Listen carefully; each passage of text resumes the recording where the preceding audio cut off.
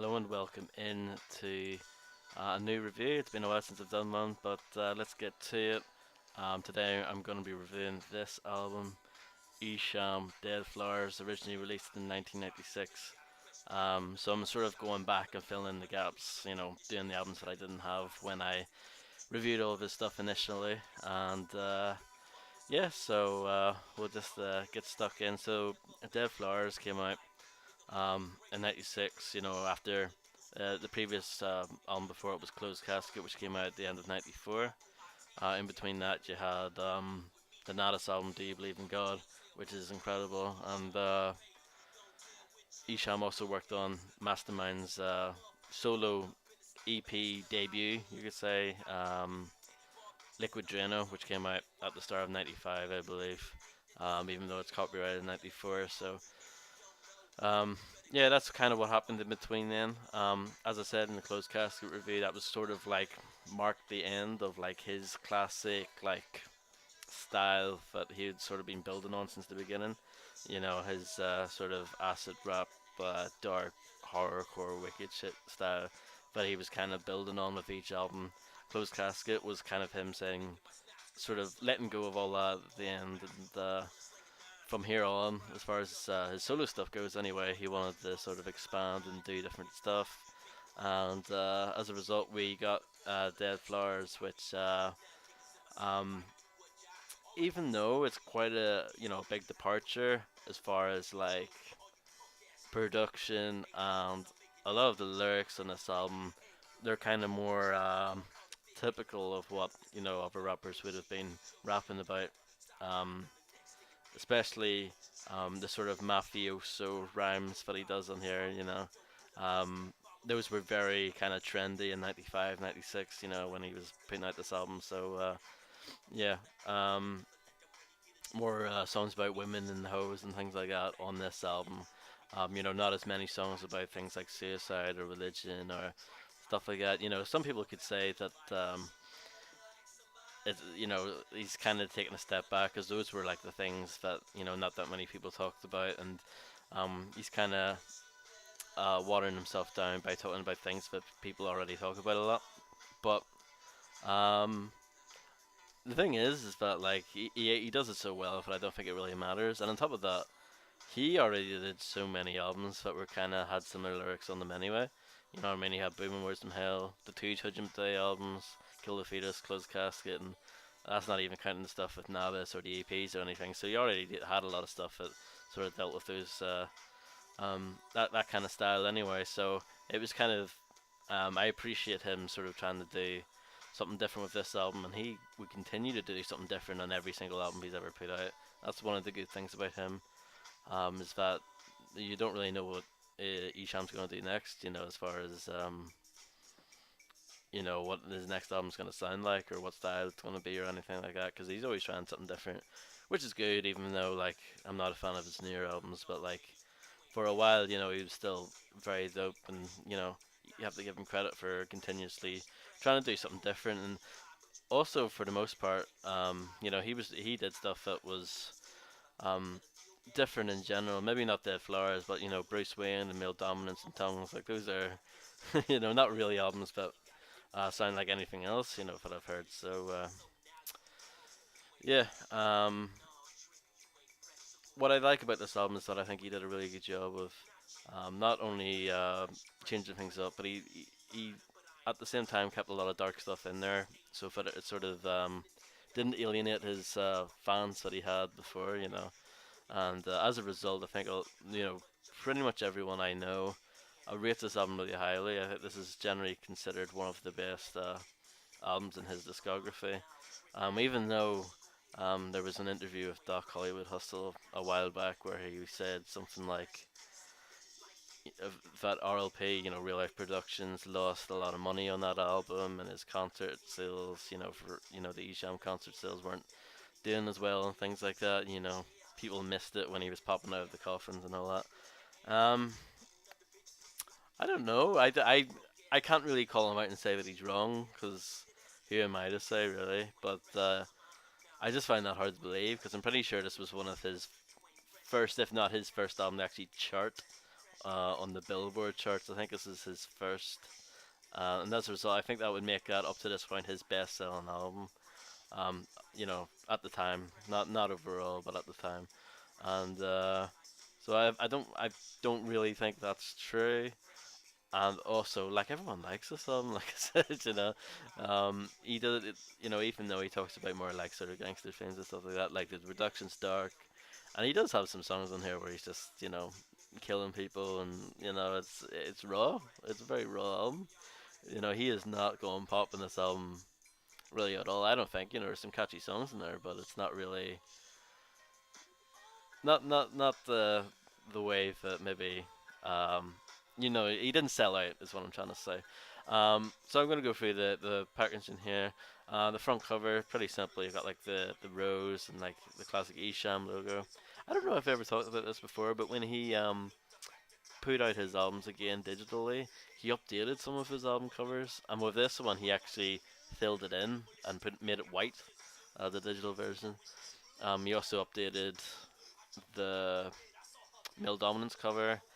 He changed the Devil on the Moon, so it was like white instead of like the grey one that he had before, and the Male Dominance font was different, and the tongues, instead of it being red, it was like yellow instead. Those were like kind of the differences. Um, yeah, so here's the back, pretty simple. You got like flower on the right, and yeah, kind of grey. It's quite nice. One thing, no, I'll get into that a little bit later. So here's what the disc looks like. Pretty similar to the front cover.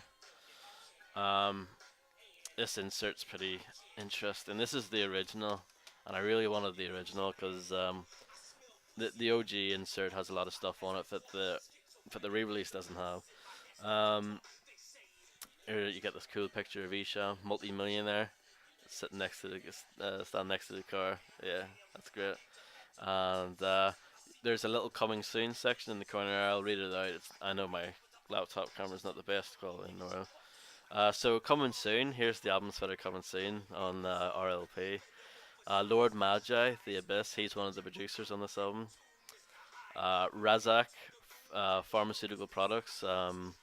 He's a rapper who's featured on this album. Zila Williams. Again, uh, she was a singer that's featured on this album. The next Natus album, Inkblot, Mastermind, Pieces of My Mind, and TNT, 20 Montana Mob Music. The interesting thing is that none of those albums ever came out, and it's a real shame. It is a real shame, especially the TNT one, because TNT never had a solo album, which is a real shame. And but just in general, Mastermind. Imagine if Mastermind put out an album in '96 or '97. Oof, it would have been very dope. Um, Inkblot, I assume, is just an early title for Multi-Killionaire. Um, and yeah, I don't know what the Lord Magi album would have sounded like. I don't know if he raps or what, or he's just a producer. But even still, would have been interested to see what that turned out like in the Razak album and all that. So, but yeah, the only other album, real life productions album that actually came out around this time was Dice's album, The Neighborhood Shit Talker. But I don't know if that came out after Dead Flowers or it came out before. I'm actually not sure. I'm sure someone can tell me. You could look at the RLP like code number to see which one came out first. But yeah, if I was to guess, I thought Dice's album came out after Dead Flowers, but I don't know. And so I'm kind of surprised that that's not advertised in here. And then it just says executive produced by James Smith. I think this is the last album he would executive produce for a while because that's Isham's brother, and he ended up getting locked up sometime after this album, I believe. So yeah, he was in jail until 2005, I want to say, which is around the time when Esham left Psychopathic to form Real Life Productions again. And then inside you get the picture of like another flower with the RLP Globe logo, which was debuted on the Closed Casket album. And then oh no, I've answered my own question. Dice was already out because it's advertised in here. Sorry. Esham, Booming Words in Hell, Closed Casket, Do You Believe in God, and Dice Neighborhood Shit Talker. I would like to have Dice Neighborhood Shit Talker, but it goes for stupid money. Really, yeah. Even like, even the Esham stuff's cheaper. It's crazy. And then there's two separate pages of text. There's this black one on the right and the white one. Um, the one in white, I believe the re-release does have that. It just says that the mind is seed, knowledge of self, help its seed to grow. Many of us at this day and age are unable to let that seed bloom into a flower. It's like all this sort of um, metaphorical stuff, talking about seeds and flowers and knowledge and all that kind of stuff. The mentally dead and all that sort of stuff. Yeah, don't be a dead flower. It says at the bottom. But um, the more interesting bit is the rant. He has a rant in the OG if it's not in the re-release. So I'm gonna read it verbatim. This is gonna be. I'm just gonna read the whole thing. I just want to set the record straight. I don't worship no motherfucking devil. I'm sick of all you playing hating motherfuckers saying that shit. My shit is just wicked. I mean, if you cross me, I'll get evil on that ass. I don't support Detroit radio because those hoes don't support Detroit music. So fuck all those hoe ass DJs who work there, and they boss your niggas ain't got no balls. You're just bunch of bunch of dick suckers. Let a nigga come from buttfuck Egypt, you'll be sucking his dick, playing his record, even if he ain't selling no records. Y'all bitches need y'all ass beat for real. Oh yeah, all you ho ass MCs acting like you're from somewhere else. Stay off the next city, dick. Support uh, you own these niggas in these other cities don't give a fuck about you, so that's why you ride they dick and try to fit in. If you don't do that, if you do that, use a hoe. And you don't need to be trying to represent Detroit with your punk ass. Call WJLB FM 98, which is the main radio station for playing all the rap music in Detroit, I believe. Ask them toes why they don't play no Esham. He gives out the phone number. That's the request line. Those hoes might not answer that, so call their business line. They gotta answer that, and he gives that phone number as well. I've been out here putting this shit down for years. Niggas kill me, don't play a hit me, feel me. And yeah, he took that rant out in the re-release, but I really like that rant because it just shows you how pissed off he is. Not only is he pissed off that he's not getting any recognition from the radio, but you can tell that the devil comments really got to him. Like that really pissed him off, and you can tell this is why. That's why like he changed his style up. Like he was tired of people. Not like people weren't taking his serious. They were either taking his music too seriously or not seriously. They kind of sort of wrote him off as kind of like a shock act sort of thing. Um, yeah, so he got annoyed with that, and you can tell that like the Natus crew were annoyed with all that stuff as well. Even though they kind of played into it at the same time as well. It's one of those things like I think Esham was annoyed at the fact that he was kind of being ignored, the fact that he was so dark and stuff like that. So yeah, let's get into the actual album. I've been blabbering on forever, but I thought I'd talk about all that stuff. It's pretty interesting. And yeah, this would be the last album, I would say, the last Esham album under the classic RLP banner, Real Life Productions banner. Because after this, he would put out Bruce Wayne on Gotham Records, which was same label. He just renamed it. So yeah, one thing I'll mention about the track listing. Um, there are three like hidden untitled skits. So the back of the case says that there's 20 tracks, but there's actually 23. There's three short little skits. They're barely worth mentioning, but I'll mention them now just for completion's sake. There's one at the start saying, "Usually I have an intro, but fuck that shit this time," and that's it. And then it kicks into the first song. And there's another one later where, he's talking to a girl or something. He's like, "How much do you charge for a shot of that ass?" And there's one later on where he's talking about, "Oh, some person dissed me on the record. Boy, I beat your motherfucking ass. You better ask your mom because I might be your daddy, bitch." Something like that. So, yeah, really short, like little skits just kind of thrown in there that aren't on the track listing. So, with that out the way, let's get onto the actual songs. First track is What? Really great song, really kind of dark, like sort of thumping kind of song, and you can tell that Isham's kind of changed up because he's a bit more braggadocious here, and yeah, it's just kind of like a braggadocious kind of song, bringing you into the album. That's one of the songs that was produced by Lord Magi. Um, yeah, all the songs were produced by Isham, but three of them Oh no, yeah, four of them. Sorry, were produced by Lord's Magi. The songs are "What," "Trick with Me," "Black Orchid," and "Hold You Up." So yeah, there isn't really a big difference like between like the songs that Lord Magi produced and the songs that Esham produced. It's a very like consistent album. This is probably, I would say, it's probably his most consistent sounding album. Period. Like, it's one of them anyway. You know what I mean? This album has a straight through line as far as like the sound and all that goes. You know, it's not as patched together as some of his other albums are, like Male Dominance. That feels kind of thrown together. So, um, yeah. So what I really like, what I love his style in that song. It, you know, it's the inventor, the wicked ice cold is the winter. Like I love, I love just how just love the style in that song, and yeah, like even though Close Casket's my favorite Esham album, I love his voice and like his flow in like 95, 96, 97 the best. I think that's kind of his rapping peak, so to speak. Yeah, so what? That's a really good song. Track two, You Better Ask Somebody. That was actually the single for the album. Unfortunately, it does not have a music video. I wish it did. But You Better Ask Somebody. It's like more of an upbeat kind of song, so it makes sense why they had that for the single. Um, yeah, that's a good song to play. If you're driving or like just want to chill out or something like that. Um, Uses kind of like a sample from old disco song, I believe, or like an old funk R&B track, and yeah, really really good song.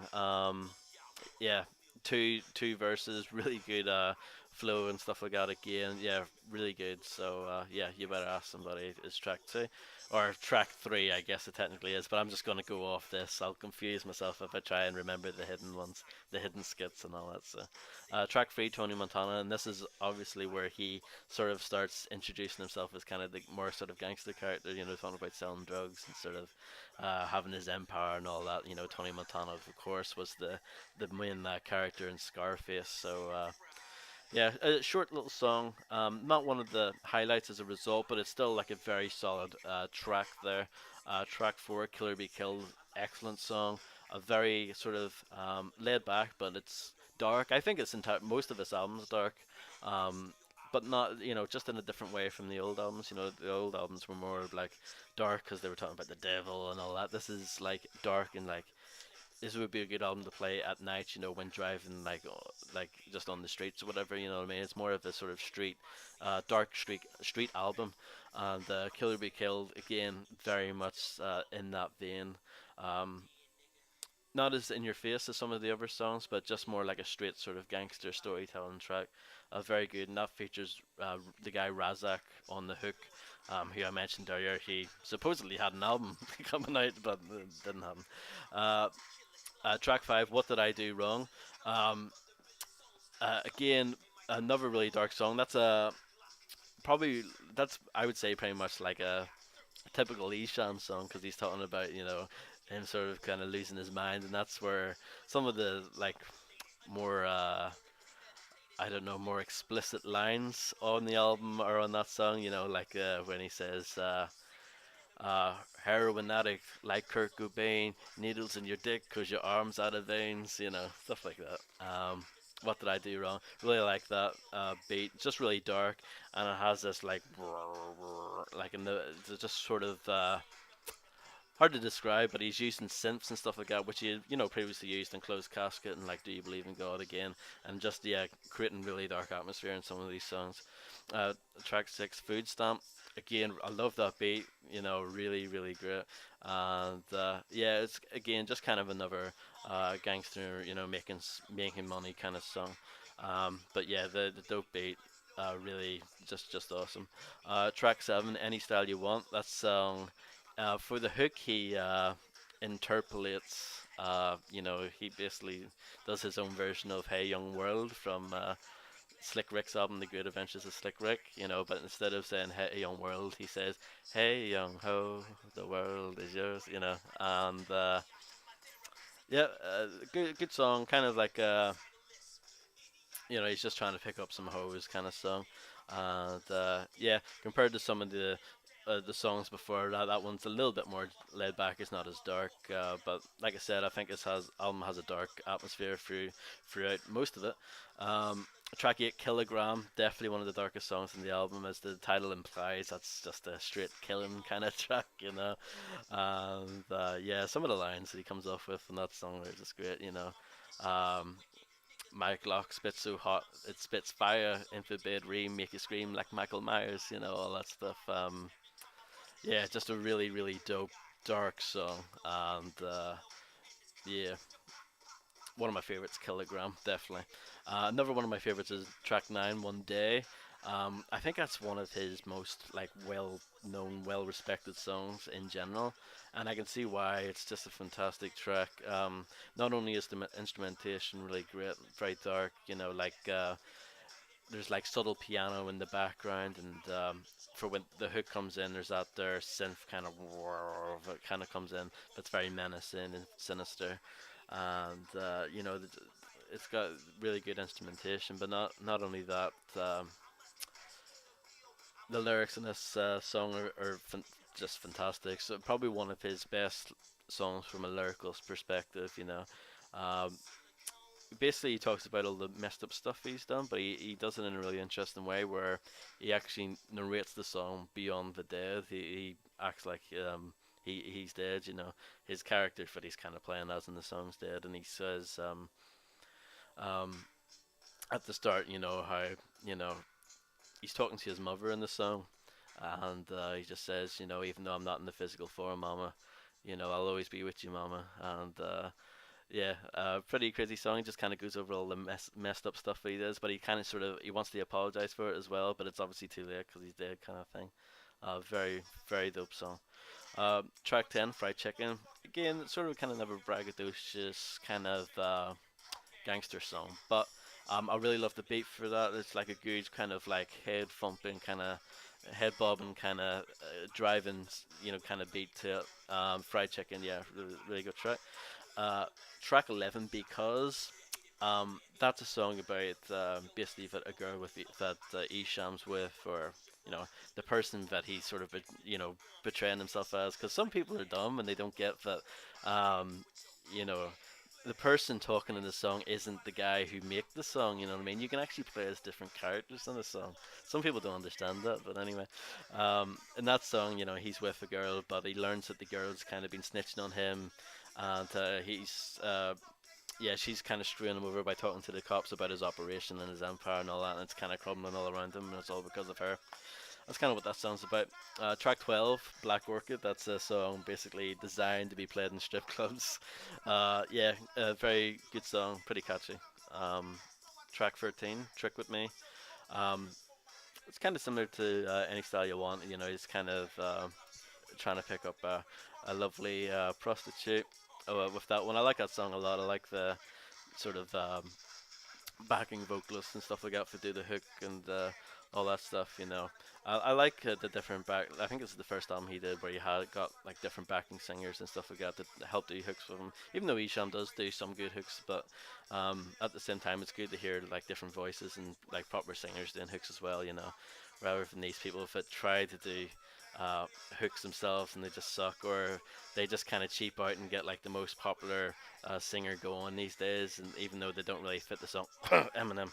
So yeah, so Black Orchid and Trick with Me, yeah, really really good track. I like that song a lot.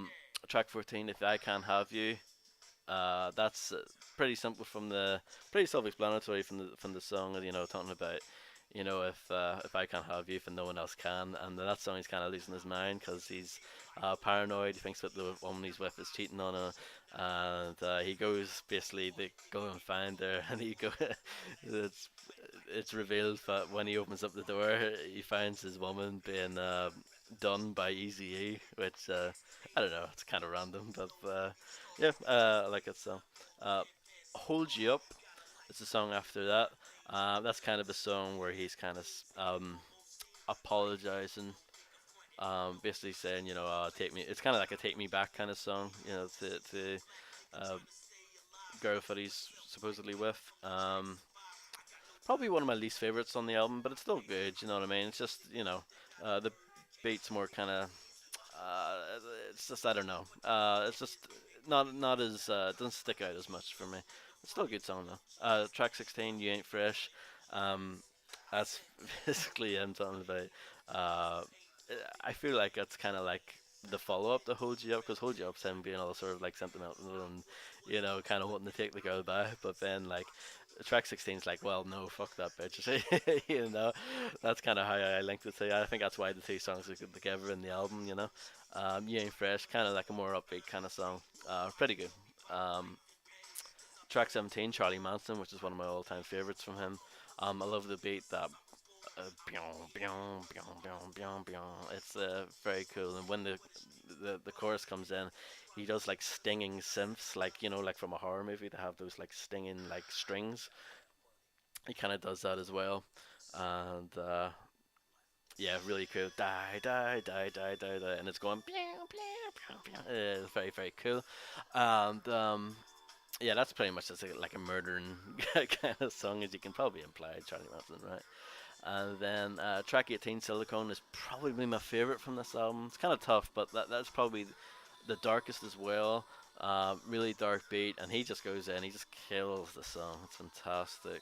And yeah, if there was one song that I recommend for anyone to check out, it'd be Silicone. Track 19, With Your Punk Ass. That's featuring Esham himself, obviously. Drunken Master. He doesn't rap on it, he just gives an intro and outro, and he does a little hook for it. Dice, who I've mentioned before, he put out the Neighborhood Shit Talker, and he was featured on Liquid Drano. He was featured on Do You Believe in God? So yeah, but it was shortly after this when he fell out with Visham, because I suppose he wasn't getting paid for the Neighborhood Shit Talker album, and they ended up having a beef and all that. But they've squashed it now. And Bugs is on here as well. And Bugs, I believe that's the same Bugs who was in D12, but he was killed, before Devil's Night came out. And Devil's Night's like uh, what's the word? In tribute to him, that he's mentioned in the liner notes for that album. I believe I don't have it, but yeah, from what I remember anyway. So With Your Punk Ass, kind of like a really catchy, upbeat song, braggadocious. I think all the verses are pretty good. Um, I've given Dice a hard time before in the past. Well, yeah, I said I wasn't really the biggest Dice fan. I do like Dice. It's just like sometimes he goes a little bit too far, especially on the Liquid Drano EP. But here he's pretty funny. He goes, "Fuck HIV, I'm going in raw." I like that. It's dumb. I don't like that, but you know what I mean. It's entertaining, and yeah, Esham's verse is great. Bugs isn't. I don't know. He didn't really stand out to me, but yeah, they pack in a lot into a short 2 minute song there. The next track is, the last track rather, Where Are All My Nigs At? That's just basically he's kind of giving a shout out to all the people that are down with him and all that. That features Razak as well. It says Dice here, but I don't know. I don't know what Dice has to do with that. But Razak has a verse on it, and Isham has a verse. I like that song. I think the beat's really dope with like the hard hitting drums, and yeah, just a really dope beat. But I like the verses, but the hooks is a bit overdone. It gets a bit kind of old. I kind of would wish that the hooks were kind of dialed back a bit, and maybe there was a third verse or something. But that's all I've got to say. That's the entire album. I think it's a fantastic album. I think it's one of his best. I think he did a really good job of sort of updating his style.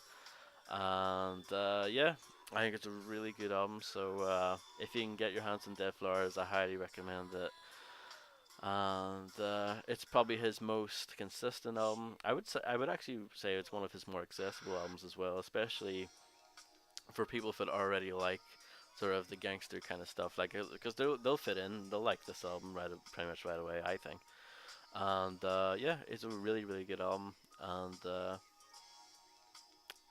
what can I say? Really good all the way through it. So there are no bad songs on it. Like I said, Hold You Up's probably my least favorite. Still a good song though. So yeah, what can I say? Dead Flowers. It came out in 1996, and that's been my review. I hope you guys enjoyed it. I'll review Bruce Wayne hopefully sooner rather than later, but we'll see what happens. And I'll see you guys next time.